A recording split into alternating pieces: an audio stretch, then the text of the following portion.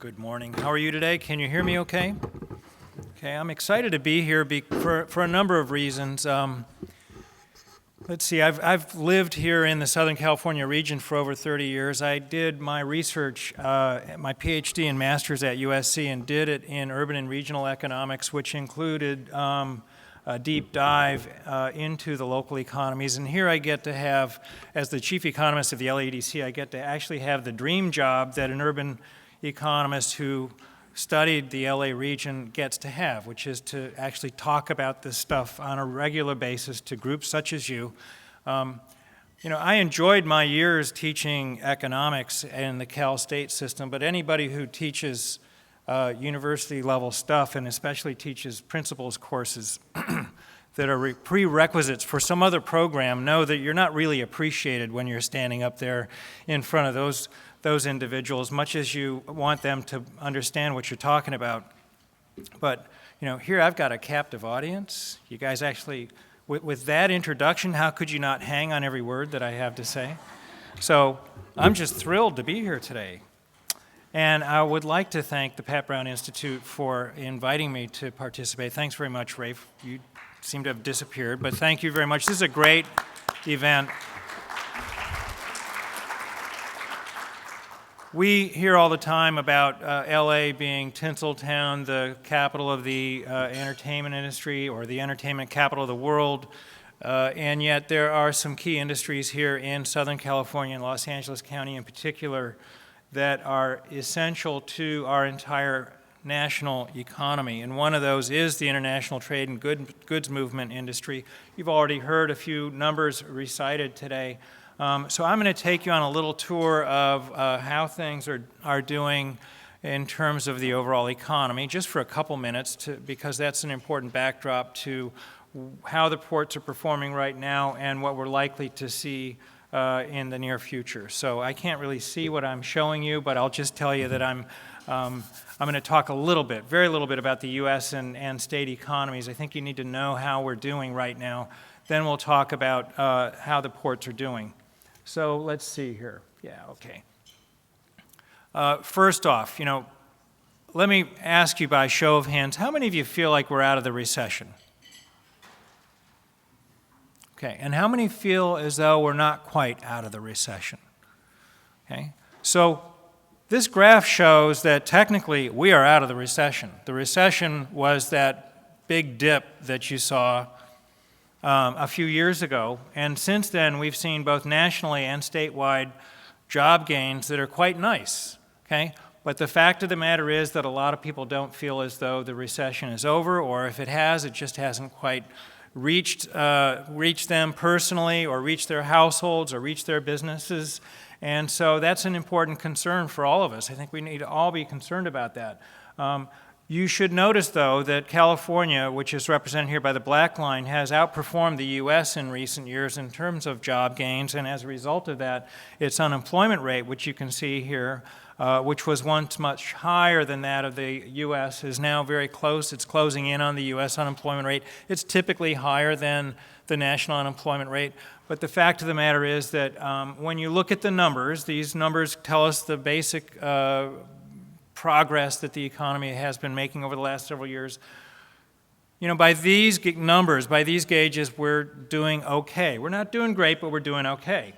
And yet the reality, or at least the perception, I should say, that so many people have is that indeed, maybe in their own personal situation, is not quite where they would like it to be. And so that continues to be a challenge, not just for us locally, but also statewide and nationally. Again, I said I'm going to only spend a couple of minutes here and talk about the national economy. You should know that over the next year, we expect to see that the national economy will continue to grow at the same rate or a little bit faster than it has over the last couple of years. What that translates into, from our perspective, looking at the ports, is we should expect continued growth in import activity. And so you see almost 2.5% growth this year in GDP, a little bit more next year. We should see a pretty strong showing as far as the imports are concerned. What you don't see here is the international side of things, which of course drive exports. And if you look at the next slide, you'll see that this shows the imports and the exports of goods, specifically of goods, into and out of the United States over the last several years.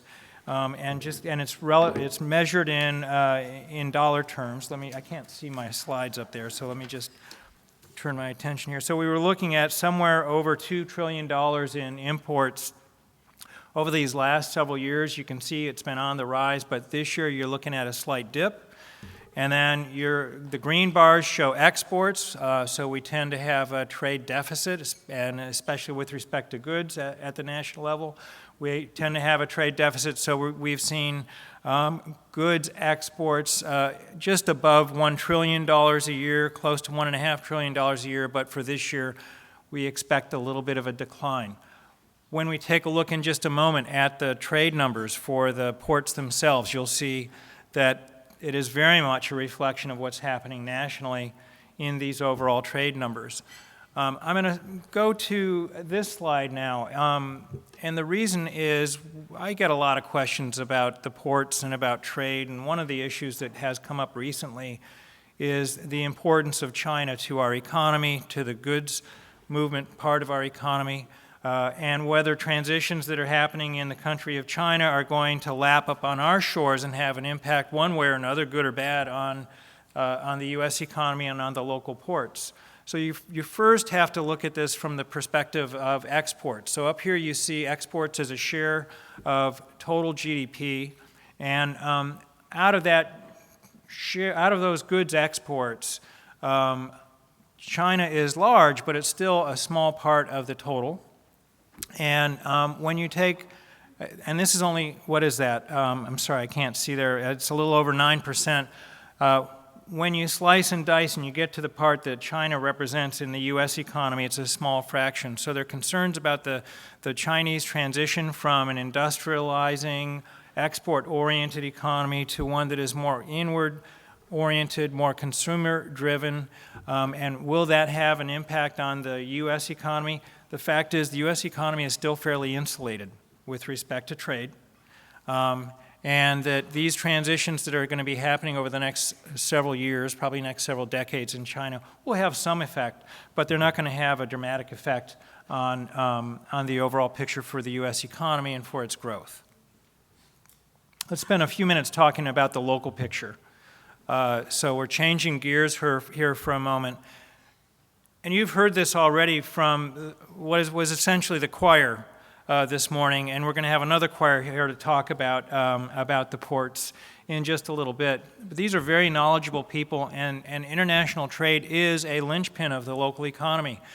When we take a look at the overall economy, we divide industries. One way of looking at the overall economy is to divide industries into those that are called traded industries and those that serve the local population. You can see at the top of the list we've got international trade as one, entertainment is another, business services, knowledge creation, and education is yet another, aerospace, so there's some components of manufacturing. These are all industries that produce something that we sell to somebody else outside the area, and through those sales we increase the size of the economic pie here in Southern California and Los Angeles County.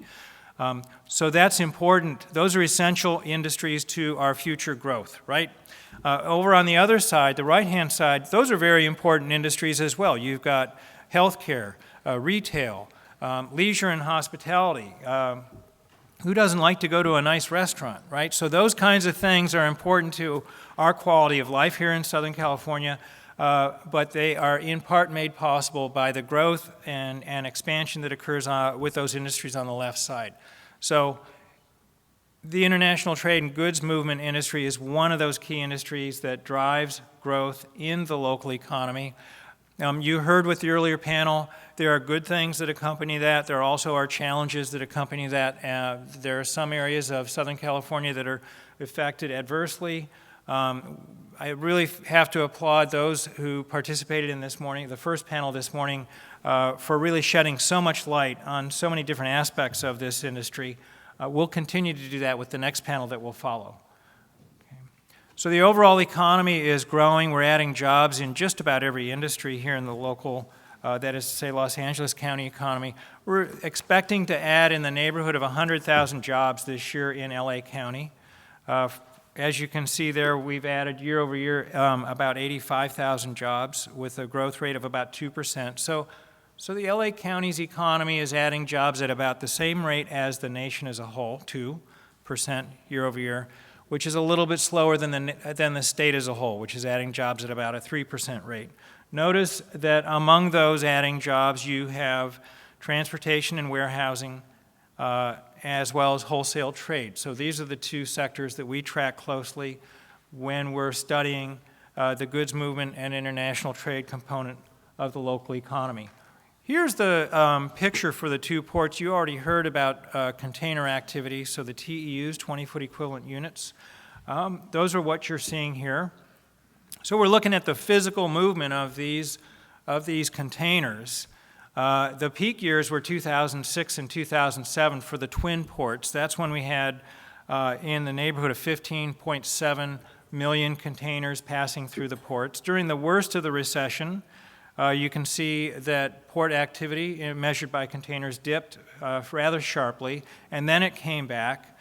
You look at last year. Last year, we really started to see the labor disputes and congestion issues arise in the tail end of last year, and even so, we turned in the third best year on record.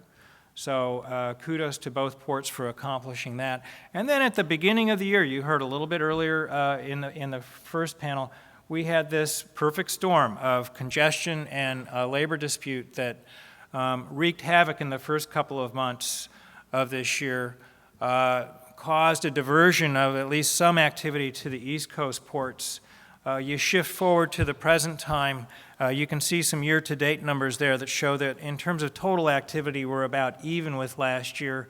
And a recent article that I read shows that we've pretty much recovered the activity that was diverted to the East Coast. So the world as we know it is coming back, into a sort of normal state of affairs. We'll talk a little bit later with the panel about why the West Coast ports and the Port of Los Angeles and Long Beach really have achieved their preeminent position and how they can maintain that, or one would hope that they can maintain it going forward in the face of very stiff international and domestic competition. Just a few more slides to put the local ports into perspective. In terms of international container traffic, you see the ports of Los Angeles and Long Beach are at the top, among the top 5 as shown here. In terms of, you heard Stephen Chung mention earlier that the two ports account for 40% of the container activity coming into the United States. So that percentage, or 40% or more, has been pretty much the case for the last 10 years or so. And then the amount of employment that's associated with this industry, this is not an exact count, but it just shows you the trends of those two key industries that are very closely, these two industries that are very closely tied to port activity. And here in 2015, after a dip during the recession and recovery, we're seeing what will be record levels of jobs, both for transportation and warehousing, and for wholesale trade. Now, this is for Los Angeles County. You got to recognize that even though these ports are located here in Los Angeles County, they are regional assets.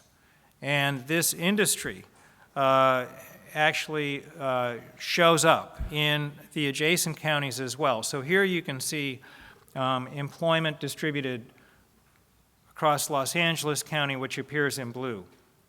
Orange County, which appears in red, and then you've got the Inland Empire and Ventura County. Look at the shift over time. You can see that over time, the share of employment here residing in Los Angeles County has declined. We've seen growth especially in the warehousing and distribution parts of this industry, shifting out to the Inland Empire where there is space, where they can build new warehouses that accommodate the 21st century way of doing business.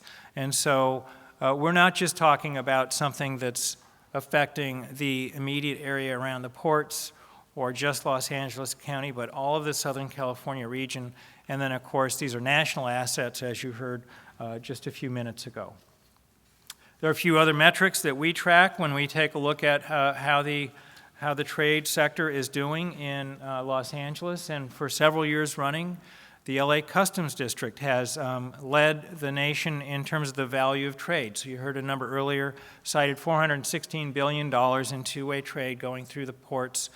Sorry, not just going through the ports. LA Customs District includes a region that starts in Las Vegas and encompasses Ventura County as well as the five-county area. It does not include San Diego, but it's a huge region. And for many years running, it's been leading the nation in terms of the trade volume, two-way trade. So this isn't what is, especially on the export side, this is not what we make and sell. Okay, this is what passes through our customs districts. If we look at what we make and sell around the world, I'm sorry, let me see. Maybe I missed that. Let me back up for a second. I'm missing a slide, but if you look at what we make and sell, I guess I'll get to that in a little bit.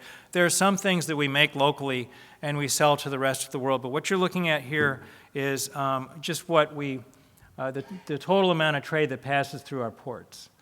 Here's a quick look at our top trading partners, top sources of imports, with China in the lead. We have about a 4-to-1 relationship between what we import from China and what we export.